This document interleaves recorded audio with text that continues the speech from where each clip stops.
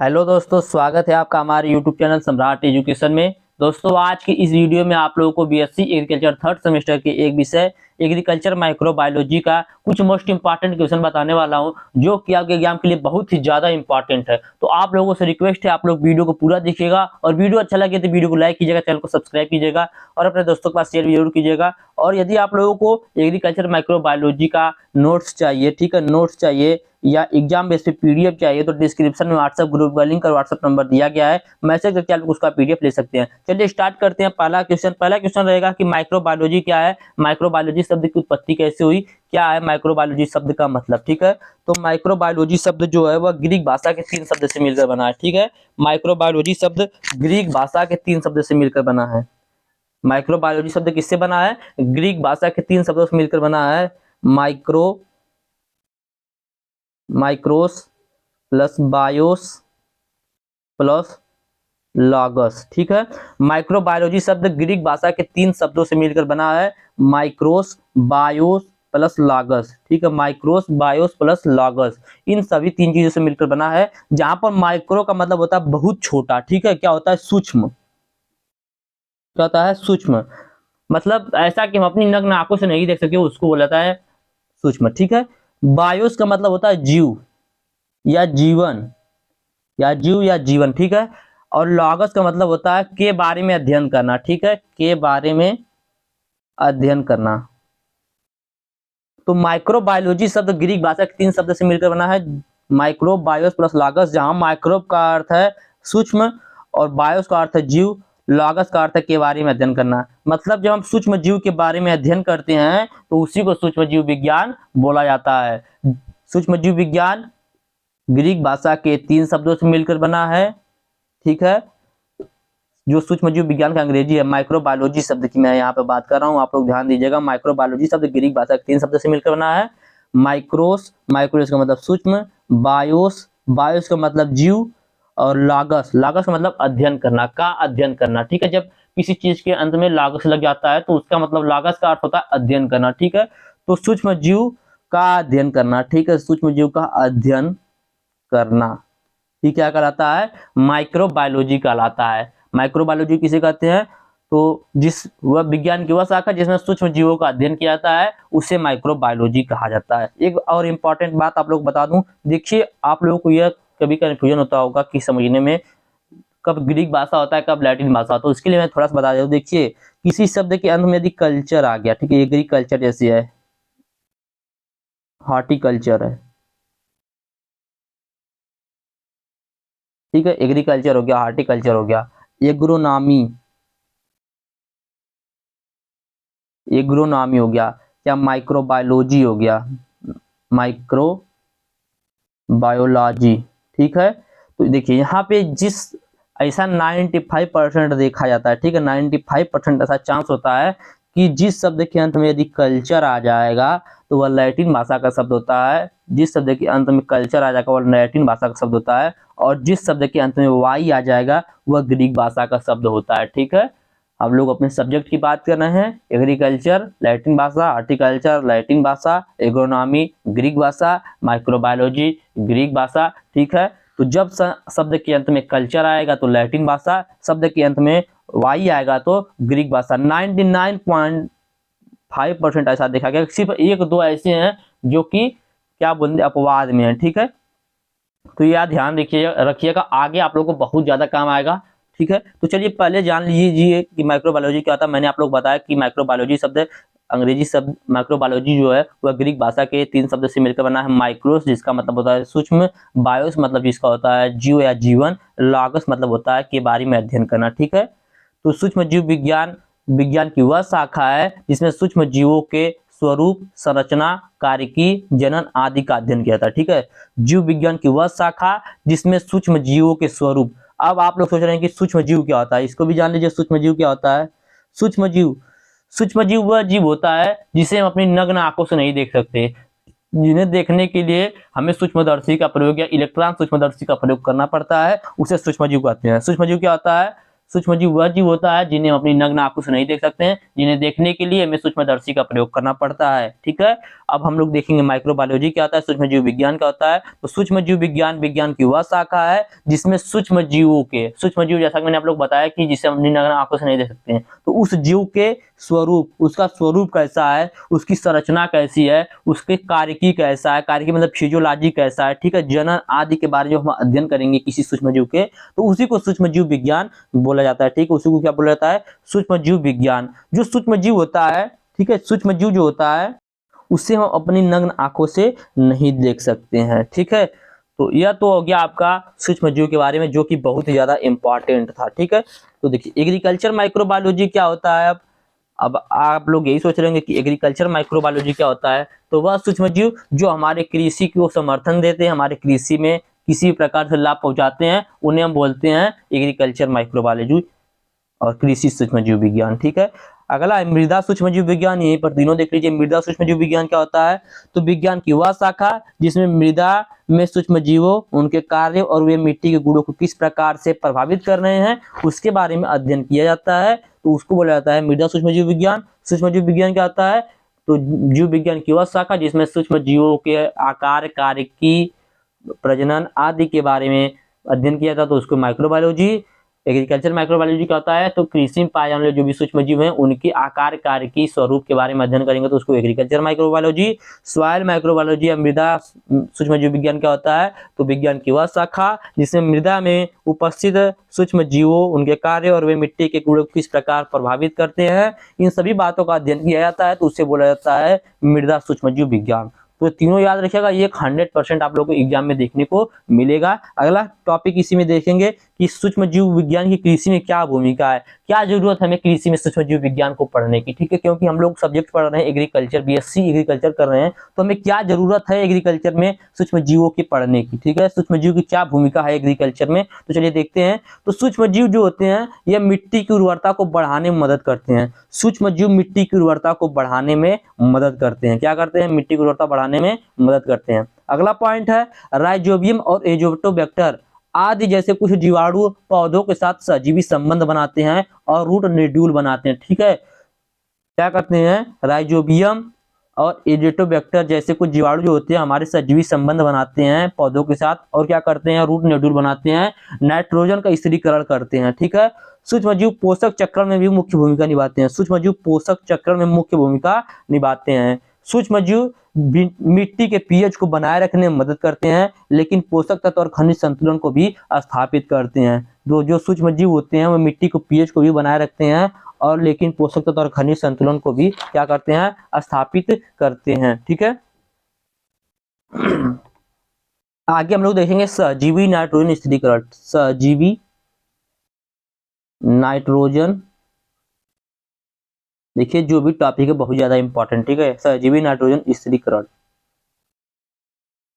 Topic का नाम है सजीवी नाइट्रोजन स्थिरीकरण। ठीक है, इसको अंग्रेजी में बोला जाता है symbiotic nitrogen fixation. Symbiotic nitrogen fixation यह क्या होता है, पहले थोड़ा सा जान लीजिए, फिर मैं आप लोगों को समझाऊंगा। ठीक है, सुनिएगा, उसके बाद मैं समझा दूंगा। तो लेग्यूमिनेसी कुल के फलीदार पौधे जो होते हैं, जो दलहनी पौधे होती हैं, फली वाली पौधे होती हैं, उन पौधों में नाइट्रोजन यौगिकीकरण मूल ग्रंथिकाएं, रूट नोड्यूल पाई जाती हैं। क्या पाया जाता है, जो दलहनी कुल के पौधे होते हैं उनके जड़ों में रूट नोड्यूल पाया जाता है, जिनमें सजीवी सूक्ष्म जीवों के सघन समूह भरे रहते हैं, जिसमें क्या होता है, सूक्ष्म जीव भरे रहते हैं। इन सूक्ष्म जीवों में वायुमंडलीय नाइट्रोजन को स्थिर करने की क्षमता होती है। यह जो सूक्ष्म जीव होते हैं रूट नोड्यूल में पाए जाते हैं, उनके अंदर इतनी क्षमता होती है कि वह वायुमंडलीय नाइट्रोजन को मृदा में स्थिर कर सके। सबसे पहले इसका विवरण जो है सिम्बायोटिक नाइट्रोजन फिक्सेशन का, इसका विवरण सबसे पहले 1837 ईस्वी में कब किया गया था, 1837 ईस्वी में एक फ्रांसीसी रसायनज्ञ बुसिंगो इनका पूरा नाम है, देखिए मैं लिख दे रहा हूं, बुसिंगो द्वारा प्रस्तुत किया गया था। ठीक है, तो यहां तक आप लोगों ने क्या समझा कि जो सिम्बायोटिक नाइट्रोजन फिक्सेशन होता है यह दलहनी फसलों की जड़ों में पाए जाने वाले रूट नोड्यूल में पाए जाने वाले जो बैक्टीरिया होते हैं, जो सूक्ष्मजीव होते हैं, वह वायुमंडलीय नाइट्रोजन को स्थिर करने की क्षमता होती है उनके अंदर। इसका सबसे पहले विवरण 1837 ईस्वी में एक फ्रांसीसी रसायनज्ञ बुसिंगो द्वारा प्रस्तुत किया गया था। बाद में इसको 1888 में बेइज़िंक के द्वारा भी फलीदार पौधे की ग्रंथिकाओं से जीवाणु को पृथक किया गया। उन्होंने जीवाणु को फलीदार पौधे जो दलहनी पौधे हैं उनकी ग्रंथिकाओं से जीवाणु को पृथक किया और इन्हें राइजोबियम वंश में वर्गीकृत एवं समूहित कर दिया। किसने? बेइज़िंक ने। बेइज़िंक ने क्या किया? उनकी जो ग्रंथिकाएं थी, रूट नोड्यूल था, उसमें से जीवाणु को पृथक किया और इन्हें राइजोबियम वंश में वर्गीकृत कर दिया गया। ठीक है, तो इतना बात आप लोग समझ गए होंगे। चलिए आगे चलते हैं। तो सजीवी नाइट्रोजन स्थिरीकरण को नाइट्रोजन यौगिकीकरण जीवाणु भी कहा जाता है। जैविक स्थिरीकरण इन जीवाणुओं में उपस्थित एक एंजाइम के द्वारा संभव होता है। ठीक है, जो जैविक स्थिरीकरण होता है, नाइट्रोजन का फिक्सेशन होता है, इनमें एक उपस्थित एंजाइम होता है जिसके द्वारा यह संभव हो पाता है। उस एंजाइम का नाम है नाइट्रोजिनेस। क्या नाम है एंजाइम का? नाइट्रोजिनेस। यदि आपसे कोई पूछ दिया कि जो बैक्टीरिया नाइट्रोजन का फिक्सेशन करते हैं वह किसके द्वारा नाइट्रोजन का फिक्सेशन करते हैं, क्या उनके अंदर सिस्टम होता है जिसके द्वारा कर पाते हैं, तो आप लोग बताएंगे कि उनके अंदर नाइट्रोजिनेस एक एंजाइम पाया जाता है जिसके द्वारा वह स्थिरीकरण कर सकते हैं। ठीक है, तो भूमि में नाइट्रोजन की कमी को कुछ हद तक दूर करने में जीवाणु जो होते हैं इनके द्वारा नाइट्रोजन स्थिरीकरण का महत्वपूर्ण योगदान होता है। भूमि में मुख्यतः दो प्रकार के जीवाणु पाए जाते हैं। हमारा जो भूमि होता है इसमें दो प्रकार के जीवाणु पाए जाते हैं। एक तो वह होते हैं जो नाइट्रोजन स्थिरीकरण करने में सक्षम होते हैं और जो भूमि में स्वतंत्र रूप से रहते हैं। क्या करते हैं? भूमि में स्वतंत्र रूप से रहते हैं। ठीक है, और दूसरे वे जो समांतर दलहनी पौधों की जड़ों में ग्रंथिकाओं में रखकर नाइट्रोजन का स्थिरीकरण करते हैं। तो दो प्रकार के जीवाणु पाए जाते हैं। एक स्वतंत्र रूप से नाइट्रोजन का फिक्सेशन करते हैं, चाहे जहां पर रह सकते हैं। एक होते हैं जो दलहनी फसलों की जड़ों में होते हैं, जड़ों में जो रूट नोड्यूल होता है उसमें रहते हैं। ठीक है, दूसरे प्रकार के जीवाणु जो होते हैं वह सजीवी नाइट्रोजन स्थिरीकरण या यौगिकीकरण प्रक्रिया द्वारा वातावरण की नाइट्रोजन को अमोनिया के रूप में उपलब्ध कराते हैं। ठीक है, ध्यान से समझिएगा। जो पौधों की जड़ों में जीवाणु रहते हैं वह यौगिकीकरण प्रक्रिया द्वारा वातावरण की नाइट्रोजन को अमोनिया के रूप में उपलब्ध कराते हैं। ये सजीवी जीवाणु पौधे की जड़ों में ग्रंथिकाओं में बढ़ते हैं तथा उसी में गुणन करते हैं। अपनी बढ़त के लिए ये जड़ों से कार्बोहाइड्रेट तथा खनिज भोजन के रूप में लेते हैं।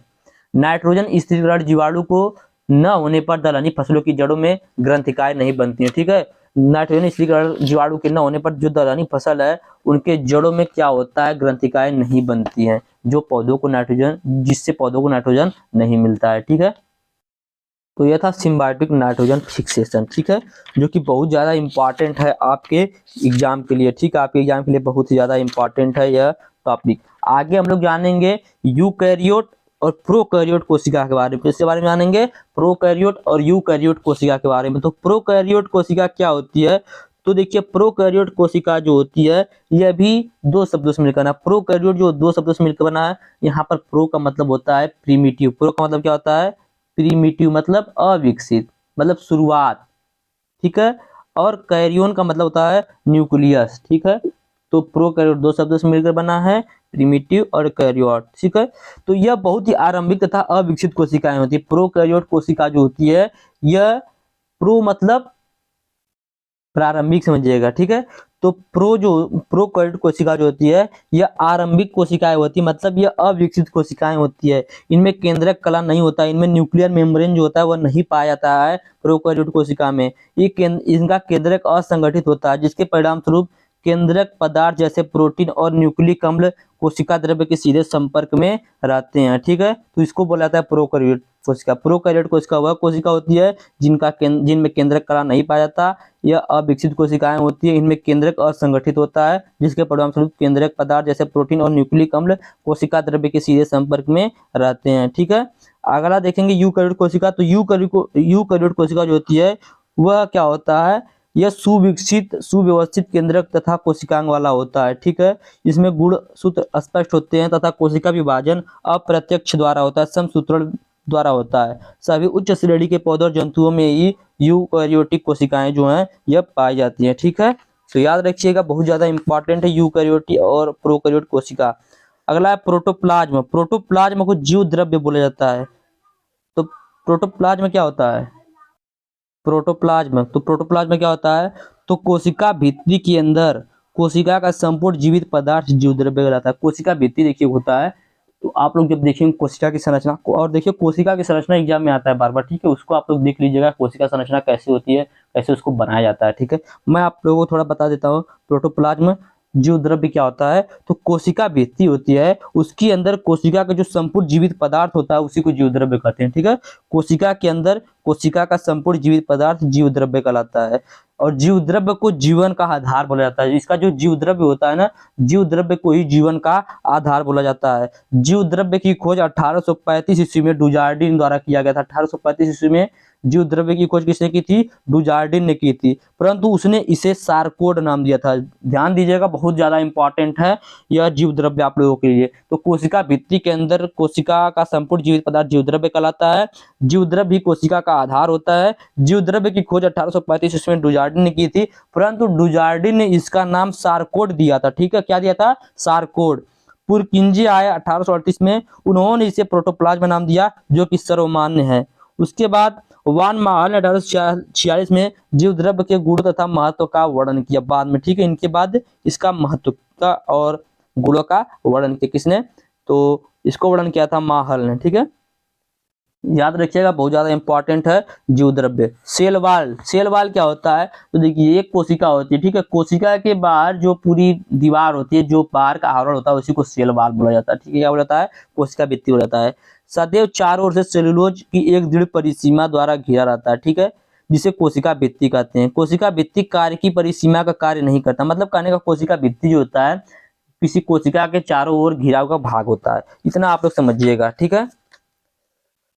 प्लाज्मोडेस्मेटा, प्लाज्मोडेस्मेटा, तो ये भी इंपॉर्टेंट है। तो कोशिका भित्ति प्रत्येक कोशिका के चारों ओर होती है। कोशिका भित्ति जो होती है, जैसे मैंने आप लोगों को बताया, सेल वाल प्रत्येक कोशिका के चारों ओर होती है, जिसके परिणाम स्वरूप एक कोशिका के प्ररस का दूसरी कोशिका के प्ररस से संबंध नहीं रहता है, परंतु जीवित कोशिकाओं को सामान्य रूप से कार्य करने के लिए कम से कम एक ऊतक की सभी कोशिकाओं के प्ररस में संबंध बना रहना चाहिए, ठीक है।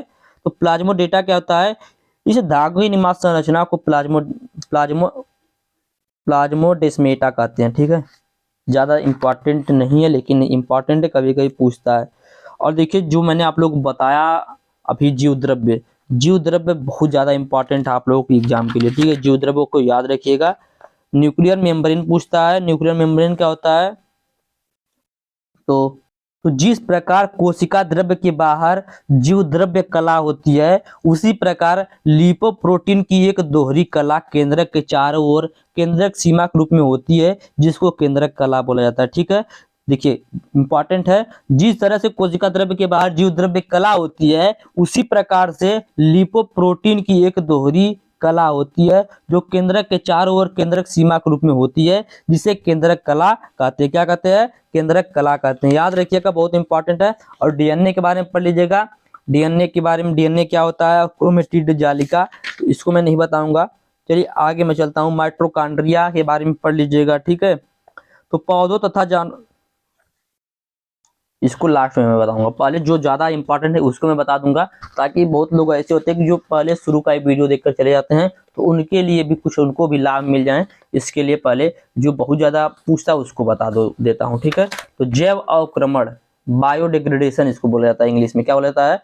बायोडिग्रेडेशन।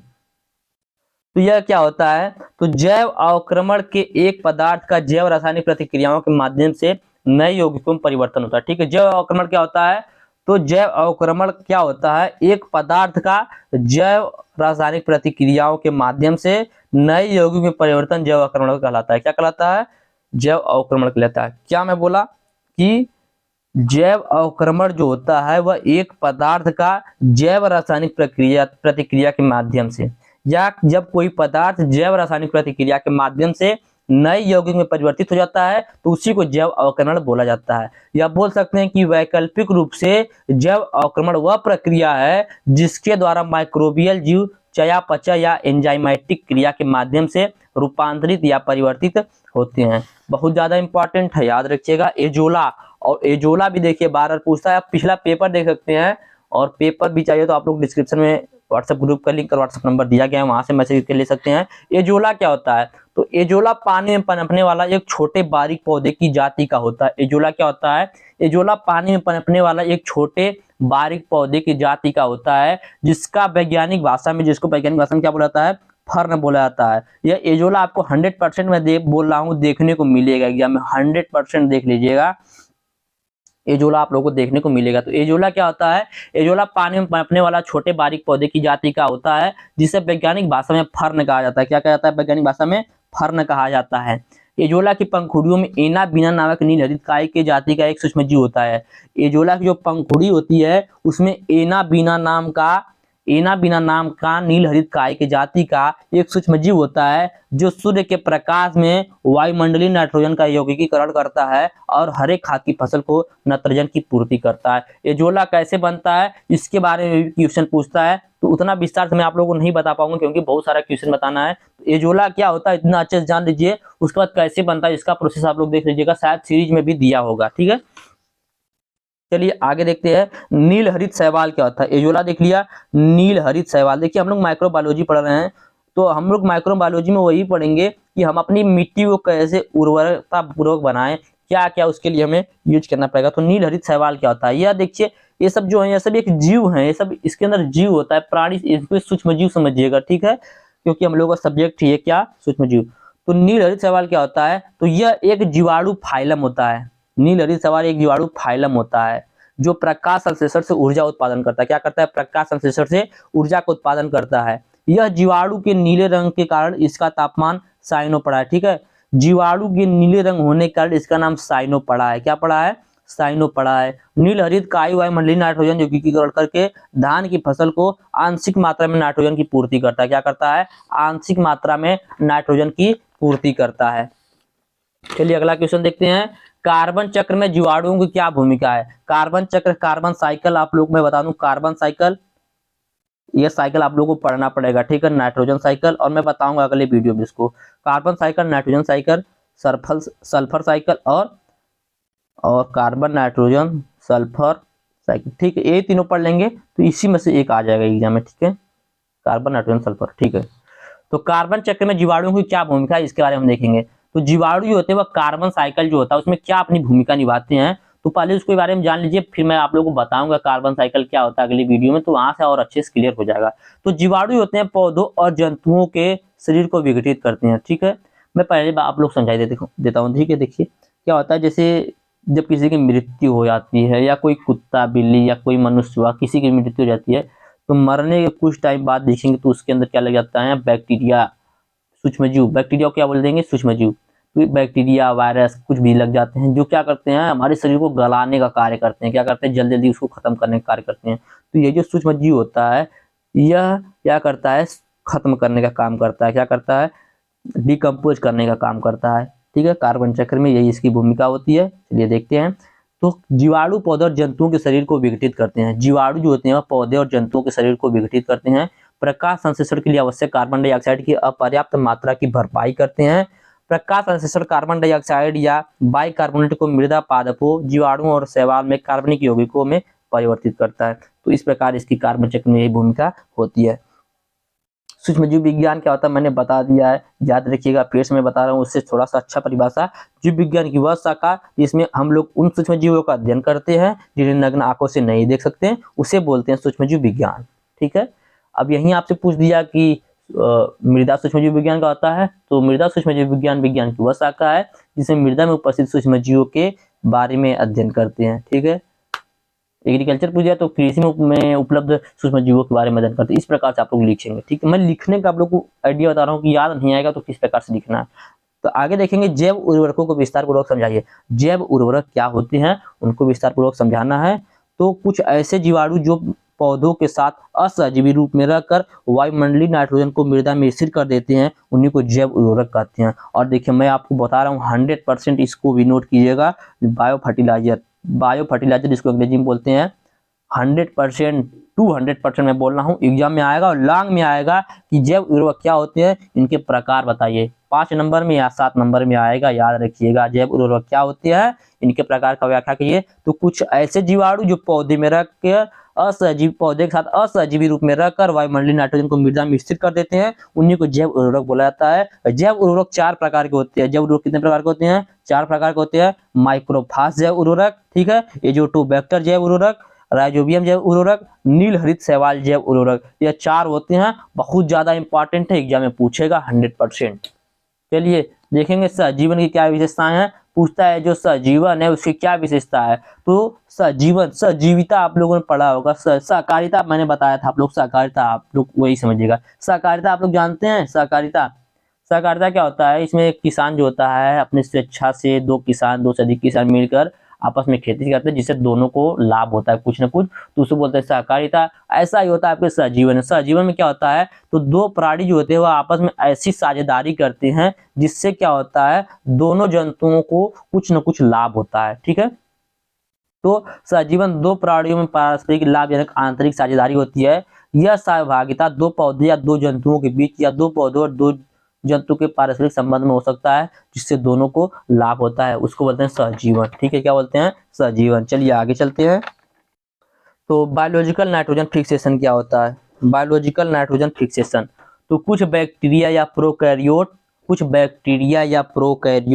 अब बात आती है कि प्रोकैरियोट क्या होता है। तो प्रोकैरियोट मैंने बताया कि प्रोकैरियोट कोशिकाएं वह कोशिकाएं होती है जो एक कोश की जीवों का निर्माण करती हैं। इन कोशिकाओं को बैक्टीरिया एवं आर्किया के नाम से भी जाना जाता है। या आप कह सकते हैं प्रोकैरियोट कोशिका का निर्माण प्रोटीन एवं कार्बोहाइड्रेट के द्वारा होता है। प्रोकैरियोट कोशिकाएं पृथ्वी पर लगभग सभी तत्वों में उपस्थित होती हैं। प्रोकैरियोट कोशिका जो होती है पृथ्वी पर सभी तत्वों में उपस्थित होती है, और जो यूकैरियोट कोशिका होती है वह सिर्फ पौधों और जंतुओं में पाई जाती है, याद रखिएगा। तो चलिए देखते हैं, आप यहाँ तक समझ में आ गया कि प्रोकैरियोट क्या होता है। तो क्वेश्चन है बायोलॉजिकल नाइट्रोजन फिक्सेशन, इंपॉर्टेंट है।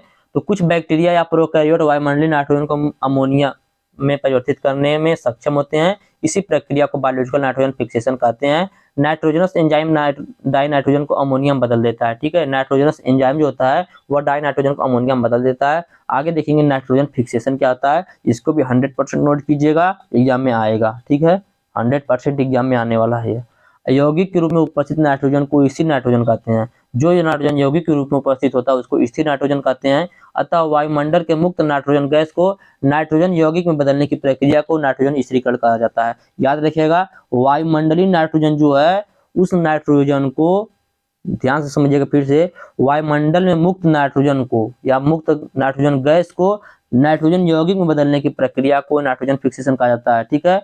नाइट्रोजन गैस जो है, नाइट्रोजन गैस को नाइट्रोजन यौगिक में बदलने की प्रक्रिया को ही नाइट्रोजन फिक्सेशन कहा जाता है, नाइट्रोजन स्थिरीकरण कहा जाता है।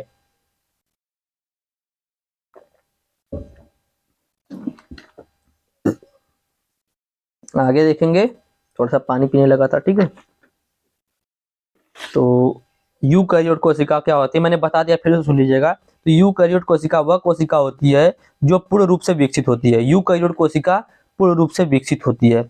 इस प्रकार की कोशिका में मुखांग मुख्य रूप से जीवाणु, विषाणु, नील हरित शैवाल को छोड़कर अन्य सभी पौधे में जंतु आते हैं या सभी में उपस्थित होता है। प्रोकैरियोट कोशिका कहाँ पर उपस्थित होता है? तो प्रोकैरियोट कोशिका जो होता है वह लगभग सभी तत्वों में उपस्थित होता है, ठीक है। तो प्रोकैरियोट और यूकैरियोट कोशिका में अंतर भी पूछता है, तो इसको भी पढ़ लीजिएगा। प्रोकैरियोट कोशिका और यूकैरियोट कोशिका में क्या अंतर है। बायोपेस्टिसाइड यह भी इंपॉर्टेंट है, याद रखिएगा। बायोपेस्टिसाइड क्या होता है? तो बायोपेस्टिसाइड एक जैविक पदार्थ या जीव होता है जो कीटों के रूप में देखे जाने वाले जीवों को नुकसान पहुंचाता है, मारता है या पीछे हटाता है। नहीं समझ में आया? बायोपेस्टिसाइड को बोलते हैं कीटनाशक, ठीक है। तो समझिएगा कीटनाशक क्या होता है। जब आपकी कोई फसल है उस पर कीट लग जाते हैं तो उनको मारने के लिए आप जिस रसायन का प्रयोग करते हैं उसी को कीटनाशक बोला जाता है। बस एकदम एक लाइन का जो डेफिनेशन है पेस्टिसाइड का। देखिए मैं जो बता रहा हूँ ऐसा नहीं कि मैं कुछ बताते चला जा रहा हूँ, जो मैं बता रहा हूँ एग्जाम में पूछा जाएगा। आप लोग जब एग्जाम देकर आएंगे तो आप लोग कहेंगे कि हाँ सर आपने जो बोला था वो सब एग्जाम में हमको देखने को मिला था, ठीक है। आगे देखेंगे राइजोस्फीयर। राइजोस्फीयर क्या होता है? तो पौधे की जड़ के आसपास की मिट्टी, ठीक है, पौधे की जड़ के आसपास की मिट्टी जहां जड़ से पलायन होता है और सूक्ष्मजीव विज्ञानिक गतिविधि असाधारण रूप से उच्च होती है, उसी को राइजोस्फीयर कहते हैं। पौधे की जड़ की आसपास के जो क्षेत्र होते हैं वहां की जो जड़ होती है वो मिट्टी में पलायन होता है जहां, वहां पर सूक्ष्म जीव विज्ञानिक गतिविधि जो बैक्टीरिया होते हैं वहां पर सबसे ज्यादा गतिविधि दिखाते हैं, तो उसी को राइजोस्फीयर बोला जाता है। ठीक है। नाइट्रीकरण, नाइट्रीकरण, ठीक है। तो नाइट्रीकरण क्या होता है? तो नाइट्रीकरण एक जैव रासायनिक क्रिया है, इसमें अमोनिया के ऑक्सीकरण से नाइट्राइट एवं नाइट्रेट बनते हैं। याद रखिएगा, नाइट्रीकरण क्या होता है? नाइट्रीकरण एक जैव रासायनिक क्रिया है, इसमें अमोनिया के ऑक्सीकरण से नाइट्रेट एवं नाइट्राइट बनते हैं। ठीक है। यह नाइट्रोजन चक्र की एक महत्वपूर्ण अवस्था होती है। सबसे पहले नाइट्राइट जीवाणु नाइट्रोसोमोनास एवं नाइट्रोकोकस अमोनिया का ऑक्सीकरण नाइट्राइट में करते हैं। सबसे पहले नाइट्राइट जीवाणु होते हैं वह नाइट्रोसोमोनास और नाइट्रोकोकस अमोनिया का ऑक्सीकरण नाइट्राइट के रूप में करते हैं। नाइट्रोजन साइकिल पढ़ेंगे तो वहां पर आपको यह भी समझ में आ जाएगा नाइट्रीकरण क्या होता है। आगे देखेंगे परपोसी बैक्टीरिया। तो परपोसी बैक्टीरिया क्या होता है? तो परपोसी बैक्टीरिया का उपयोग प्रतिजैविक बनाने में किया जाता है। प्रतिजैविक मतलब एंटीबायोटिक बनाने में किया जाता है। परपोसी बैक्टीरिया का प्रयोग कहां पर किया जाता है? एंटीबायोटिक बनाने में किया जाता है। दूध से दही बनाने में किया जाता है। लेग्यूमिनेसी कुल के पौधे की जड़ों में उपस्थित परपोसी बैक्टीरिया नाइट्रोजन स्थिरीकरण का कार्य करते हैं। ठीक है। आगे आने केचुआ, ये भी देखिए बहुत ज्यादा इंपॉर्टेंट है और एग्जाम में पूछेगा केचुआ के बारे में। ठीक है। तो जीवाणुओं में मृदा कृमि केंचुओं का महत्वपूर्ण स्थान होता है। मृदा में कृमि जीवाणु तथा इनके कार्यों की उपयोगिता का अध्ययन सर्वप्रथम चार्ल्स डार्विन एवं हेंसन ने किया था। किसने किया था? चार्ल्स डार्विन एवं हेंसन ने किया था। केंचुआ का सबसे पहले अध्ययन किसने किया था मृदा में? चार्ल्स डार्विन और हेंसन ने किया था। ठीक है। यह एक मुक्त स्थलीय अकशेरुकीय प्राणी है। केंचुआ एक मुक्त स्थलीय अकशेरुकीय प्राणी है तथा यह रात्रिचर प्राणी है। दिन में यह बिलों में रहता है। बिल मिट्टी को छेद कर वह निगल कर बनाता है। खेतों व बगीचों की जमीन में उपस्थित मिट्टी तथा मिट्टी की छोटी छोटी गोलियों के बीच में इनको देखा जा सकता है। इनके उत्सर्जी मल को वर्मी कंपोस्ट कहते हैं। इनके द्वारा जो उत्सर्जी मल होता है उसको वर्मी कंपोस्ट कहते हैं। ठीक है। याद रखिएगा, बहुत ज्यादा इंपॉर्टेंट है केंचुआ भी एग्जाम के लिए। 100% में नोट मत कीजिएगा, 95% में नोट कीजिएगा। ठीक है। आगे देखेंगे जीवाणुओं के समान लक्षण, और इसको तो 100% 200% लिख लीजिए। जीवाणु क्या होता है? जीवाणु के समान लक्षण। तो यहाँ पर पहले देखेंगे जीवाणु के लक्षण। तो जीवाणु मृदा, जल, वायु एवं सभी वास परिस्थिति, जंतु एवं पादपों की देह के भीतर एवं बाहर, यहाँ तक कि बर्फ की परतों पर भी पाए जाते हैं। हम बोल सकते हैं कि जीवाणु सर्वज्ञ हैं, मतलब सर्वत्र पाए जाते हैं। ऐसा कोई स्थान नहीं है जहां पर जीवाणु न पाए जाते हो। ठीक है। तो जीवाणु जो होते हैं मृदा, जल, वायु एवं मिट्टी सभी परिस्थितियों में पाए जाते हैं। ठीक है। जंतु और पादप की देह के भीतर भी जीवाणु पाए जाते हैं। ठीक है। इनकी दैहिक संरचना अत्यंत सरल होती है। जीवाणु जो होते हैं इनकी दैहिक जो संरचना होती है, देह की संरचना होती है, वह अत्यंत सरल होती है। यह एक कोशिकीय प्रोकैरियोट प्रकार की होते हैं। ठीक है। जीवाणु जो होता है वह एक कोशिकीय प्रोकैरियोट प्रकार का होता है। कुछ जीवाणुओं में हरित लवक पाया जाता है। कुछ जीवाणु जो होते हैं उनमें हरित लवक पाया जाता है। हरित लवक के बारे में पढ़ लीजिएगा, आता है एग्जाम में 1 नंबर में। ठीक है। और शॉर्ट में भी आ सकता है। तो कुछ जीवाणुओं में हरित लवक पाया जाता है। इसमें सुस्पष्ट केंद्रक कला तथा केंद्रिका नहीं पाई जाती है। ठीक है। जो जीवाणु होता है इसमें सुस्पष्ट केंद्रक तथा केंद्रिका नहीं पाई जाती है। इसमें अलैंगिक प्रजनन की क्रिया समानता विखंडन द्वारा होता है। जो जीवाणु होता है इसमें अलैंगिक प्रजनन की जो क्रिया होती है वह समानता विखंडन के द्वारा होती है। इनमें 70 S प्रकार के राइबोसोम पाए जाते हैं। जीवाणु में 70 S प्रकार के राइबोसोम पाए जाते हैं। 70 S प्रकार के। ठीक है। राइबोसोम में 2 प्रकार का होता है, एक 70 S प्रकार का होता है और एक इस प्रकार का होता है। ठीक है। चलिए देखते हैं कार्बन नाइट्रोजन का कृषि में महत्व। ठीक है। कार्बन नाइट्रोजन अनुपात का कृषि में क्या महत्व है? कार्बन नाइट्रोजन अनुपात जो है उसका कृषि में क्या महत्व है? और बहुत ज्यादा इंपॉर्टेंट है, क्वेश्चन पूछता है कि कार्बन और नाइट्रोजन का क्या अनुपात है, उसका कृषि में महत्व बताइए। तो मृदा में नाइट्रोजन की प्रत्येक इकाई के लिए कार्बन की 10 इकाइयां हैं। मृदा में नाइट्रोजन की प्रत्येक इकाई के लिए मतलब एक नाइट्रोजन रहेगा तो उसके लिए कितना कार्बन रहेगा? 10। ठीक है। क्या बोला है? मृदा में नाइट्रोजन की प्रत्येक इकाई के लिए कार्बन 10 पर है। ठीक है। मृदा में नाइट्रोजन की प्रत्येक इकाई के लिए कार्बन की 10 इकाई पर है। ठीक है। मतलब CN का जो अनुपात होता है वो होता है 10:1। ठीक है। 10:1 मतलब एक नाइट्रोजन रहेगा, एक 10 किलो कार्बन लेंगे तो 1 किलो नाइट्रोजन लेंगे। ठीक है। 2 किलो नाइट्रोजन लेंगे तो 20 किलो कार्बन लेंगे। याद रखिएगा।